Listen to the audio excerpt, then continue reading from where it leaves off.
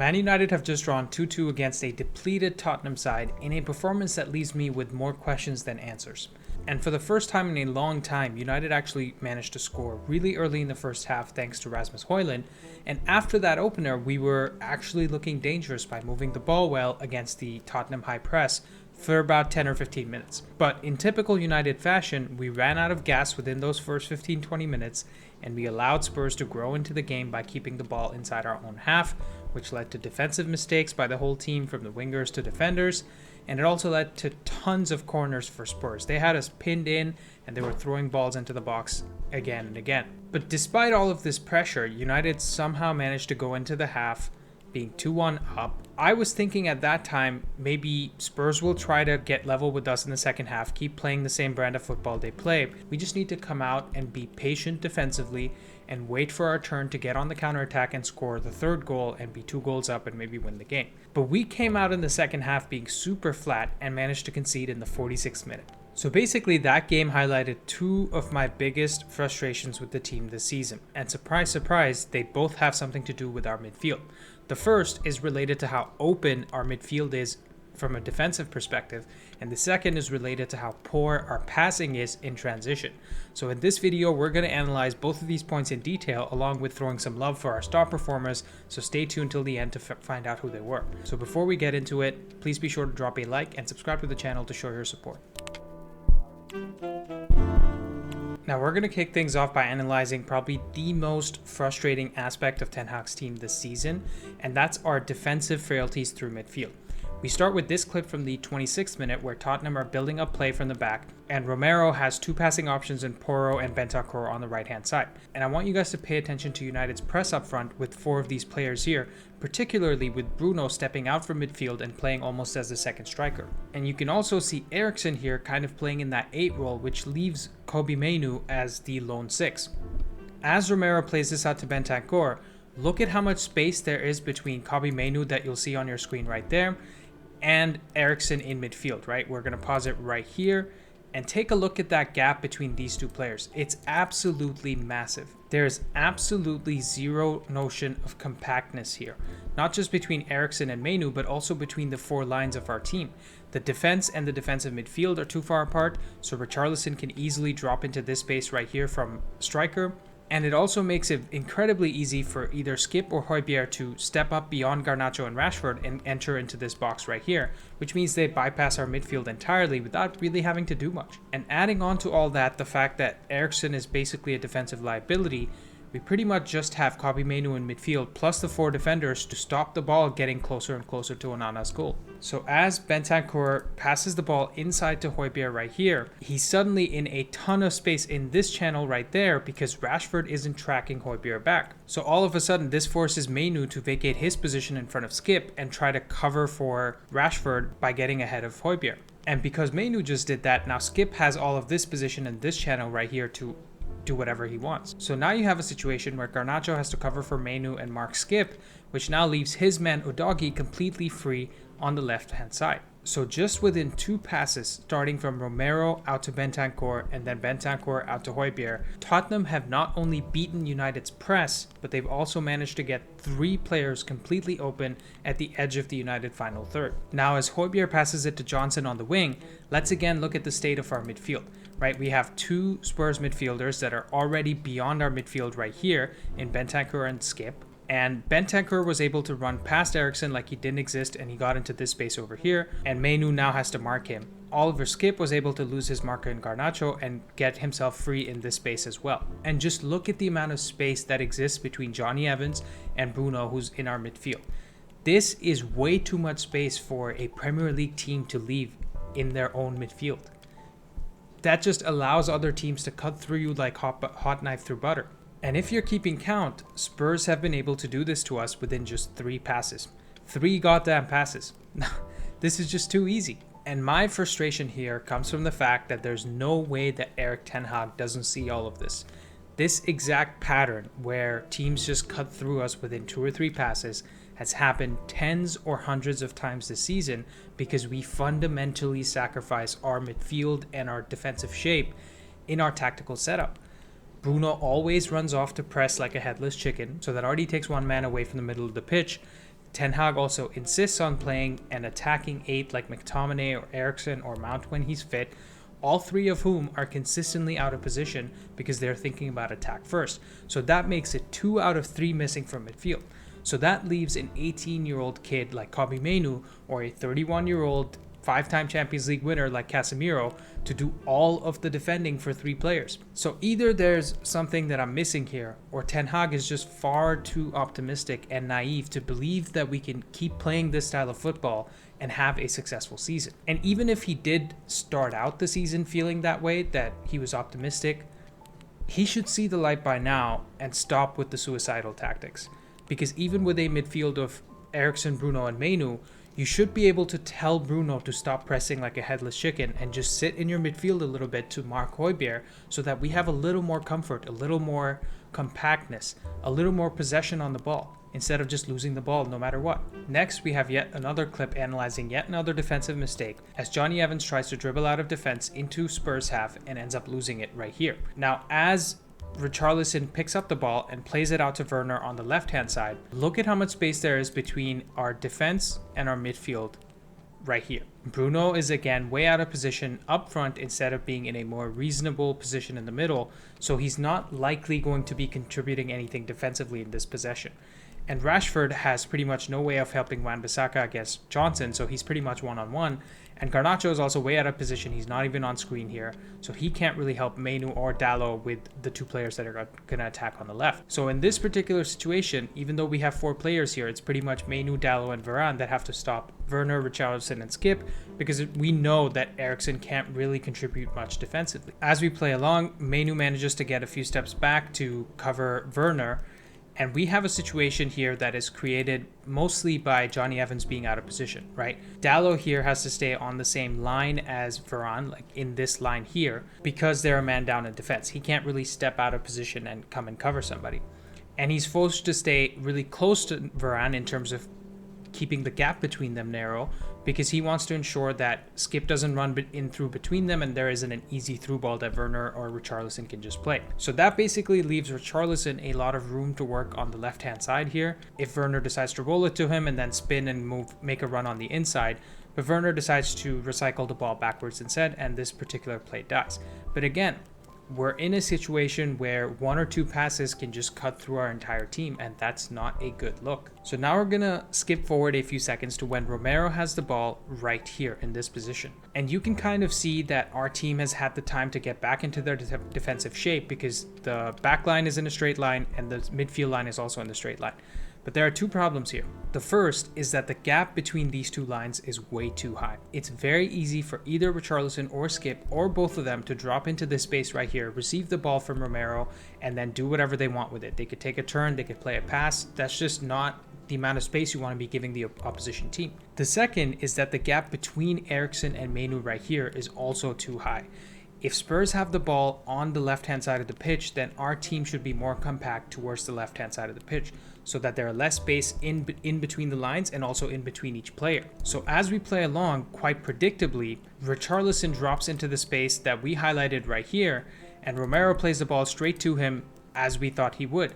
And now in this situation, Richarlison can pretty much do whatever he wants.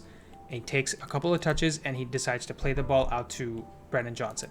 How is that so possible and so easy for one player to be between 4 or 5 United players and not have any pressure on him? That just is beyond me. I don't get it. And even here you can see that Rashford's not tracking back to get close to Porro. So if Brennan Johnson wanted to do anything on the right hand side, it would be Wan-Bissaka taking those 2 players on 1 versus 2. So this entire sequence of events just goes to highlight how everything United does is very reactionary. We tend to panic when someone goes past us instead of expecting it and being ready for it. There seems to be a lack of defensive planning or defensive execution on pretty much every play. There also doesn't seem to be any urgency in our movements. Our attacking-minded players just seem too lazy in getting back into their defensive shapes. When you watch a Man City or a Liverpool or any of these better teams, even Arsenal, they have the hunger and the desire from their attacking players to track back. And they do it with a purpose because they know that they've worked incredibly hard to score the goals and they don't want to concede and throw away the win. They play as a team, but we don't seem to do that, especially our attacking players. Now, just to really drive home the issues with our midfield, I have one last clip for you guys that analyzes the build up to Spurs' second goal. We start here with Romero on the ball inside his own penalty box, and you can see how United are pressing with 4 up front again, this time with 2 of our starting midfield being out of position in Eriksen and Bruno. As we play along, Romero plays one ball through the middle that gets the Spurs team past our entire midfield. As you can see here, Skip has the ball on attack, and Bruno, Eriksen, and Mainoo are all pretty much behind him. And once again, because of our insistence on pressing high, there's too much space between the defense and the midfield, and this leaves a ton of gap for Richarlison, for Bentancur, and for the left winger Timo Werner to do pretty much whatever he wants. Now, as Skip dribbles forward into space a little bit more and plays it forward to Werner on the left-hand side, look at how much space Kobbie Mainoo, the lone 18-year-old CDM that we have playing in our team, look at how much space he has to cover. He has to basically decide if he wants to go with Bentancur or with Skip, and he also has to cover this entire area by himself because both Bruno and Eriksen are not there, and Garnacho and Rashford haven't tracked back far enough to actually help them out. Now, as Werner gets the ball on the left-hand side, we see that United's defensive line is still pretty much solid over here, right? We're just going to keep playing it along and pause it right there.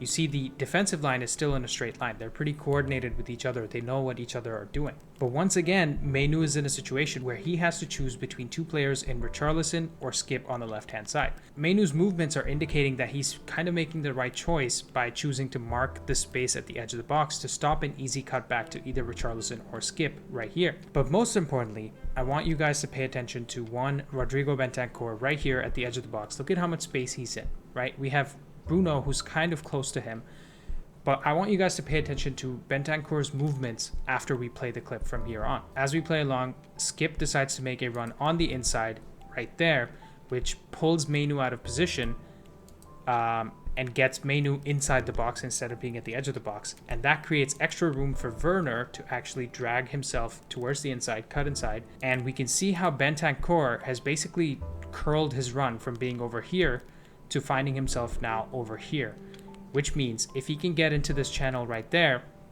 he's going to be behind Mainoo once he receives the ball and in front of Evans, which gives him this space right there. And again, there are 2 usual suspects here for not marking the midfield runner. They're Bruno and Eriksen. But for me, the blame lies with Bruno because he's been close enough to Bentancur for the last 5 seconds or so where he could have easily marked him much closer. He should be seeing what Bentancur is trying to do here. But he decides to mark this space at the edge of the box where there's no real imminent danger. So of course, Werner plays the easy ball to Bentancur, who puts the ball in the back of the net right there. Now, in all 3 clips that we've seen so far, we've seen evidence of 1, 2, or all 3 of our midfielders being out of position for various reasons.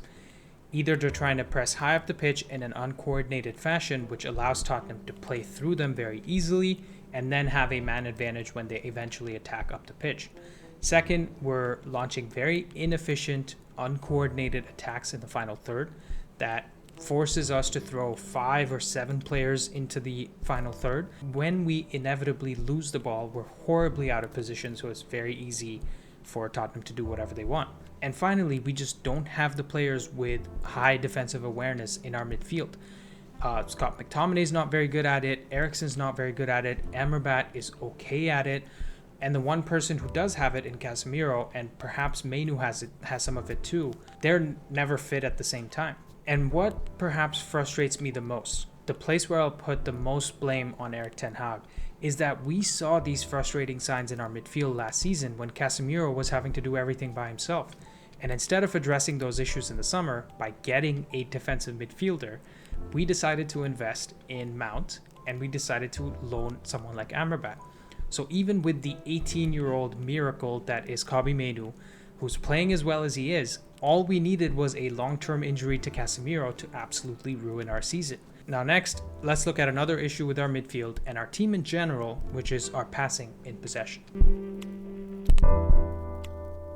We start here with Dalot about to take a throw into Bruno Fernandes right there. So Dalot throws it into play right here, and as Bruno is pressed, he plays it back to Dalot, and everything seems relatively normal for now in this particular play, right? Plays it back to Dalot. Dalot gets it right here. And now, as we play it along further, Dalot attempts a lofted ball forward into Hojlund, which is easily intercepted by Van de Ven right here, as we can see there. And United basically ends up losing the ball in a relatively dangerous area because this header from Van de Ven reaches out to Skip, and if Skip manages to roll it into this box right here, then Bentancur can run into it and Brennan Johnson can easily get behind Wan-Bissaka, and there's all kinds of trouble that's coming onto United at this time. But through some good luck and defensive awareness from Wan-Bissaka, we actually managed to intercept the ball and get out of danger by playing it easily back to Evans right here. Now, Evans receives the ball and he plays it out to Dalot on the right-hand side in the right back spot. And once Dalot receives it, we're going to pause it right there and look at what Tottenham are trying to do. They're pressing us man-to-man pretty much like we were pressing them in the previous clips that we just saw. But instead of playing a pass through the Spurs team like Spurs were playing through the United team, Dalot tries this expansive switch of play out to Rashford all the way over on the left wing side. And this ball is pretty much easily intercepted by Pedro Porro right there. And United have lost the ball again. So in the space of 16 in-game seconds, United have lost the ball twice, and in both sets of possessions, we haven't been able to string together more than 2 passes. And my goal here with these 2 clips isn't to single out Dalot, because I actually think he was our second best player today, and we'll address that a bit later. My goal is to show you guys how difficult it is to be a Man United player right now. We cannot develop any sort of rhythm in games because we keep giving the ball away. We're so focused on trying to create chances on the break that we don't even take a breath to see if there's a better chance we can create through open play just by passing it around. And we're absolutely relentless with this process. We'll try the 10th pass in behind in the space of 5 minutes, even though the previous 9 passes haven't worked out, because we're absolutely hopelessly dependent on just one of those passes converting into a goal. And this creates issues all throughout the team because the defenders, once you keep losing the ball, they have to keep getting back into shape, and there's more chances of making mistakes. The midfielders too, they're so desperate to create something because we know that we're not great at taking our chances. So they keep throwing themselves up the pitch, which means they're out of position when we lose the ball. This is not how a top 4 team plays football. This isn't even how a mid-table team plays football. You watch Crystal Palace, Fulham, Bournemouth, and Wolves play football. Every single one of them relies on getting in behind on the break, but they all pick and choose their moments. Because if they can kill a few minutes in the game by keeping the ball, they'll do it. Whereas United just play like headless chickens for 90 minutes. We have another clip here where we start with Bruno and Wan-Bissaka winning the ball at right back spot. And as we play along, Bruno plays this out to Eriksen right here, and he immediately looks forward to get a ball in behind with a crossfield pass out to Rashford on the left wing side. But once again, it is just too easy for Porro to intercept this ball, and this time our possession ends with just 1 pass completed. Fast forward 30 seconds and Onana has the ball in his box, and he's trying to start a counterattack by playing it forward to Bruno in the middle. As the ball is actually traveling to Bruno right there, he gets very easily surrounded by 4 Spurs players, and they manage to tackle it away from him right there. And this time our possession ends without having a single completed pass. So as Skip takes possession of the ball right there, and he turns with all the space and time he needs in the world, he tries to pass the ball into Brennan Johnson on the right-hand side, but again, Aaron Wan-Bissaka is able to intercept the ball and he wins back possession for us. Now, as Wan-Bissaka tries to capitalize on the transition, like we know United wants to do, he drives forward and he has the option to play the ball to either Hojlund or Rashford, who's off screen right here that you guys can't see him yet. But all he has to do is play a simple pass to Hojlund or play a simple pass to Rashford, play it with enough power and the right direction, and the players will handle the rest of it. But of course, he ends up playing a really tame pass that goes neither to Hojlund nor to Rashford and doesn't have the power, the pace, to actually beat Porro here. And once again, our possession ends without a single completed pass. From about 51:50 of game time to 52:30, literally 40 in-game seconds, we got possession of the ball 3 different times and managed to string together just 1 pass across those 3 possessions. Make it make sense. How in the world are we supposed to play football when we don't keep the bloody ball? Why are we so insistent on making every possession a goal scoring opportunity. Why can't we keep the ball every once in a while and force the other team to run around a little so that we can catch our breath, catch our composure, and actually create a chance? Maybe, just maybe, the other team will lose their composure, they'll lose their defensive lines, and we can perhaps pounce on that opportunity. Honestly, I don't really know what to make of this team or what to make of Ten Hag's tactics, because either his tactics are bad and the team is playing poorly because they're following orders, or his tactics are fine but the team isn't able to execute on them in game and that's why we play poorly. Either way, the buck stops with the coach, because we can't just buy 15 new players. We have to figure out a way to make these players work, and that is the job of Erik ten Hag. So he really needs to assess his talent and play the football that suits it. I'm not really expecting prime Barcelona tiki-taka football. I'm not expecting him to move away from transitional counter-attacking football either, because I know that is what suits our strengths. I'm just expecting a slightly more cautious approach. Can we just tweak this system and try the Hollywood passes 20 or 30% less often so we actually keep the ball a little more? Can we just keep our midfield in position 20 or 30% more often so we can mark the runners better? And can we just play two defensive-minded midfielders in games when we know we're going to need it? Because all three of those things will probably make our team win 1, 2, 3 more games this season. And that is a lot better than where we're at right now. Do you guys agree with me? Get in the comments below with your thoughts. What would you do differently? Did you disagree with anything I said? Let me know. Now, we've saved the best for last year because we still need to talk about the man of the match, Rasmus Hojlund, and Diogo Dalot, who was easily the second best United player on the pitch. Now, we're all familiar with Hojlund's struggles this season, particularly in the Premier League. He's had to wait 15 games to get his first goal, which is never a good thing for any striker, let alone a 20-year-old that we paid 74 million euros for. And the fact that he was playing in a crap team that wasn't creating chances for him was becoming less and less relevant, because the media and the rival fans don't really care about mitigating circumstances. They're just waiting with pitchforks to drive him out of town. But we, as United fans, know that we have a star on our hands, because Hojlund has all of the physical talents to be one of the best strikers in the world. And he showed us a few glimpses of that world-class talent today. Starting with the goal in the 3rd minute. My word, what a strike that was. There's no keeper in the world that keeps the ball out of the net there. And that goal pretty much came out of nowhere, because Rashford was coming inside to run into a wall as usual, and Udogie just tackled it out of his feet to roll the ball into Hojlund's path. And at that point, he was pretty well marked still on the left-hand side of the pitch, but he managed to find himself just a yard of space and lathered that ball into the back of the net. Honestly, I didn't even know he had that sort of finish in him, and he just got us off to a great start in this game. Who knows if we score any goals at all if we don't go up 1-0 that early in the game, because this Tottenham team absolutely dominated us. And even for the second goal, he positioned himself really well at the edge of the box so that he could receive the ball from Rashford. Rashford was allowed to fire it into him, and then he just cushioned it into Rashford's path so that he could put it into the bottom corner. I think Hojlund has pretty elite dribbling skills as well for someone of his size, because he showed some really good skill in the 58th minute or so when he beat a Tottenham defender with a chop to get the ball in behind the Tottenham defense and chase onto it.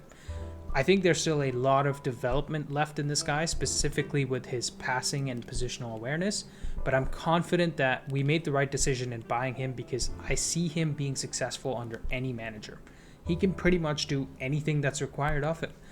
I really hope that Ten Hag is showing him footage of a prime Cavani or prime CR7 when he played as the striker, because that type of instinct is what he needs to be perfect in his game. Everything else is just icing on the cake, like the passing and the dribbling, because he will improve those things naturally. What do you guys think? Get in the comments below. Next, let's talk about Diogo Dalot, because this guy is having a criminally underrated season for us. Going forward, he had 64 touches, completed both of his attempted dribbles, had 7 passes into the final third, and completed 2 out of his 5 long balls. But defensively is where he absolutely dominated Tottenham players today, with 5 tackles and interceptions, 2 blocks, 4 clearances, and 8 ball recoveries. He also won all 9 of his attempted duels today with 8 ground duels won and 1 aerial duel won. Honestly, I can't praise this guy enough because he's always available. He's played the 3rd most minutes in all competitions after Onana and Bruno Fernandes. He's always willing to sacrifice himself for the team by playing out of position. He's tactically flexible too, as sometimes he'll start at fullback and step into midfield, whereas other times he'll start at fullback and be asked to just overlap like most fullbacks do. I bet you Dalot is a coach's dream because he's putting his hands up to take the difficult assignments whenever they're available. And I'm going to say this with confidence. I think Dalot is our player of the season so far, and it's not even close in my eyes. Who else would you really give it to? Maybe Harry Maguire comes into close contention, but he's missed time with injury. Maybe you could say Garnacho or Evans or Kobbie Mainoo, but none of them have done as much for us as Dalot has. And even when Dalot's had bad games, it's usually because he's hung out to dry defensively by the midfield or the wingers or both. People seem to forget that this guy is still 24, which means his prime years are still ahead of him. And I, for one, am extremely happy that Dalot plays for United. So what do you guys think? Do you agree with my assessment of the game? My assessment of Hojlund? Assessment of Dalot? Did I overlook any players here that you think had great games? I'm pretty sure I'll be seeing a lot of Wan-Bissaka shoutouts in the comments, and he was definitely great today. I didn't mean to leave him out. It's just I have to pick and choose who I talk about. Get in the comments with your thoughts, like and subscribe if you enjoyed, and I'll see you next time.